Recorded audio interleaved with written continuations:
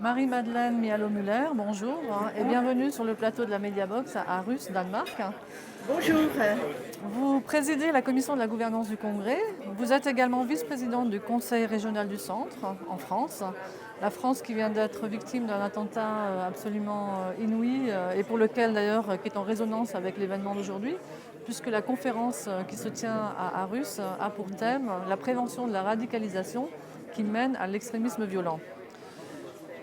Selon vous, quelle stratégie permettrait de prévenir cet extrémisme, et notamment au niveau local? Je crois que les autorités locales, que ce soit donc les communes, les municipalités, ont un rôle à jouer parce que elles sont bien sûr donc au cœur la plupart du temps de la connaissance du fonctionnement des repères des quartiers dits difficiles.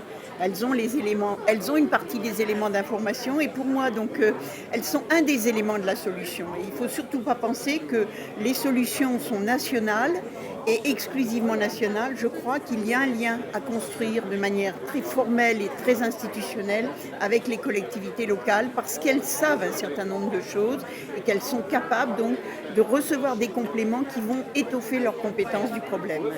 Et dans votre propre collectivité, quelles actions sont menées concrètement et avec quels partenaires éventuellement, avec quels autres acteurs sur la scène locale? Alors je crois que dans ma propre collectivité, il y a plusieurs éléments. La question qui est venue tout à l'heure, c'est de dire est-ce que les partis politiques, dans cette question donc de l'exclusion d'une partie de la population, est-ce que les partis politiques font l'effort que les listes électorales, par exemple, soient ouvertes à la diversité? Oui, moi j'appartiens à un parti, le Parti socialiste, qui depuis des années demande, aussi bien sur les municipales que sur les régionales, d'avoir des gens issus de la diversité. Mais une fois qu'on a dit ça et qu'on a fait ça, la place sur la liste n'est pas neutre.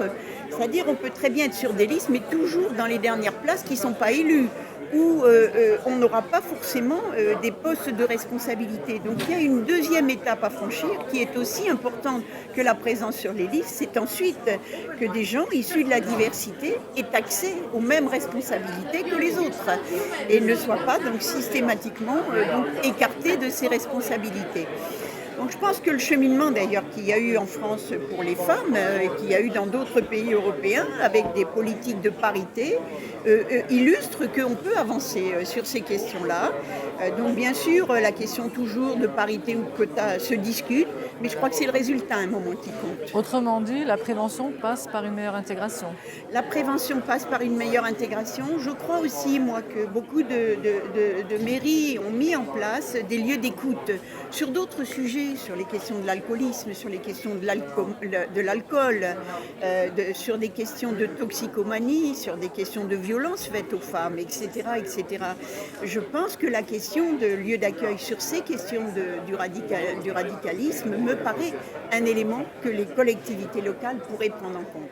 Parce que ce sont des lieux neutres, ces lieux, il y a des gens compétents qui peuvent accueillir et qui peuvent vraiment aider, parce que n'importe qui ne peut pas aider dans les situations.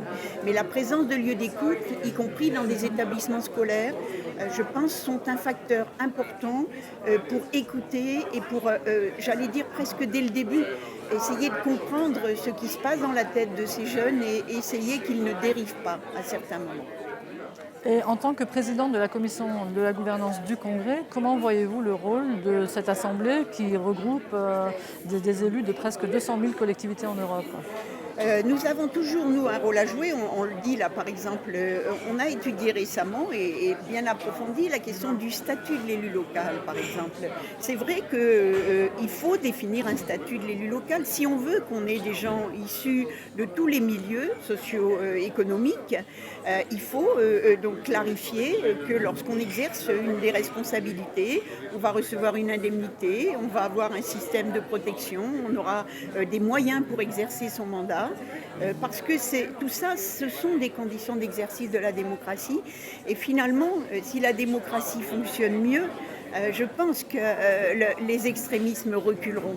Parce que c'est ça la valeur, les valeurs partagées au Congrès des pouvoirs locaux du Conseil de l'Europe, c'est que l'accès à la démocratie, elle fait reculer les extrémismes, elle fait reculer les actes barbares.